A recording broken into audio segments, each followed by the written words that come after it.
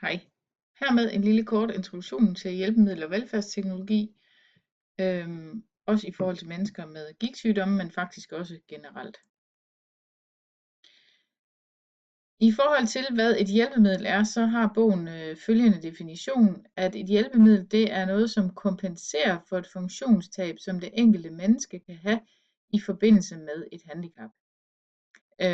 Og det kunne netop være i forhold til gigt, så kunne det være nogen, som havde gigt i hænderne, som har brug for det her specielle bestik, eller hvad det nu kunne være.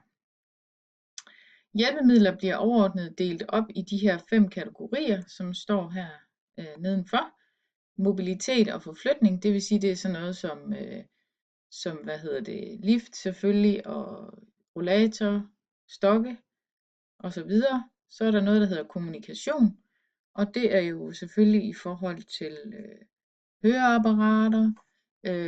Det kunne være noget med nødkald og så videre. Så er der bolig og husholdning, som jo netop kunne være noget omkring det her specielle bestik, eller en spiserobot, alt hvad man sådan, robotstøvsuger, hvad der nu kan hjælpe i husholdningen.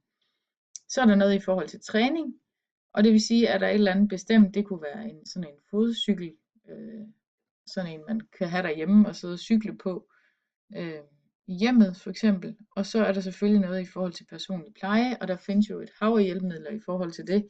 Specielle børster til at vaske sig med, tandbørster og alle mulige forskellige ting i forhold til den personlige pleje. Så det er overordnet set hjælpemidler. Nogle af de her hjælpemidler vil jo også gå ind under kategorien velfærdsteknologi. Og hvad er velfærdsteknologi? Det er der altså vidt forskellige definitioner på. Så man kan sige, at der er ikke noget, der sådan siger, at velfærdsteknologi skal være noget, man sætter strøm til. Kigger man i bogen, så definerer de det som nogle teknologiske løsninger, der udover at kompensere for eller støtte en nedsat funktionsevne hos borgeren, kan støtte og aflaste de medarbejdere, som leverer velfærdsydelser. Det vil sige, at velfærdsteknologi er noget, som hjælper både borgeren, men faktisk også jer i forhold til jeres arbejdsmiljø. Så velfærdsteknologi er noget, som ligesom kan gå ind og hjælpe jer eller borgeren.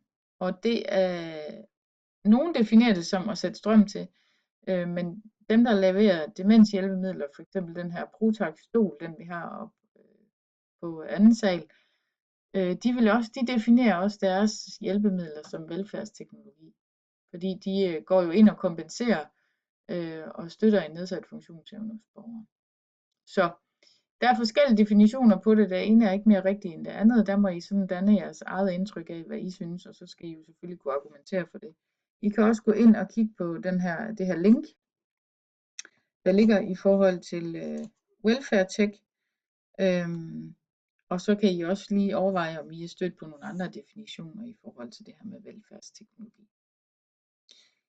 Det, der også er vigtigt, I har lidt styr på i forhold til de her hjælpemidler, når I kommer ud, så er det, hvad har borgeren ret til? Hvad kan de søge om at få som et hjælpemiddel, og hvad er forbrugsgoder? Fordi der er nogle udlånshjælpemidler, som kunne for eksempel være en rollator eller en stok eller noget, hvis borgeren har været indlagt for eksempel og fået en hoftealloplastik, en kunstig hofte, så får de tit nogle stokke med hjem fra sygehuset eller en rollator, som er udlånshjælpemidler. Det vil sige, de skal aflevere det igen, når de ikke længere skal bruge det. Man regner ikke med, at de skal fremadrettet bruge en stok eller en rollator, når man har fået en ny hofte, så skulle de gerne kunne gå uden hjælpemidler. Så det er et udlånshjælpemiddel, og det er midlertidigt, derfor så er det sygehuset, der skal give det hjem. Hvis man taler om nogle varige hjælpemidler, så er det kommunen, der står for det. Og så er der det her med forbrugsgoderne. Og forbrugsgoder, det vil sige, det er et hjælpemiddel, som borgeren selv skal anskaffe sig. Det vil sige, det er et hjælpemiddel, som de ikke kan få bevilget fra kommunen. Og det ændrer sig i takt med, at vores samfund ændrer sig. Sådan noget som en robotstøvsuger, det er faktisk en forbrugsgode nu. Så det vil sige, det er noget, borgeren selv skal anskaffe sig. Det samme med sådan en elscooter. Det er faktisk også blevet en forbrugsgode, så det er faktisk noget, borgeren selv skal anskaffe sig. Det er ikke nødvendigvis noget, de kan søge om. Og som sagt, så ændrer det sig i takt med,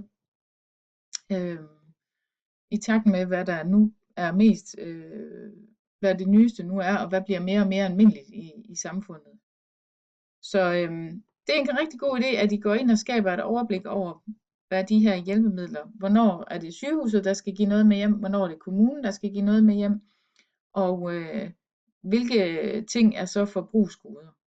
Så det er en god ting, at I ved det, når I kommer ud i praksis. Og her er en masse links, I kan gå ind og kigge på i forhold til at undersøge noget af det her. I kan også gå ind på, det burde også stå på den kommune, I er ansat i deres hjemmeside. Gå ind og søge der. Så det var sådan set det. Tak for nu.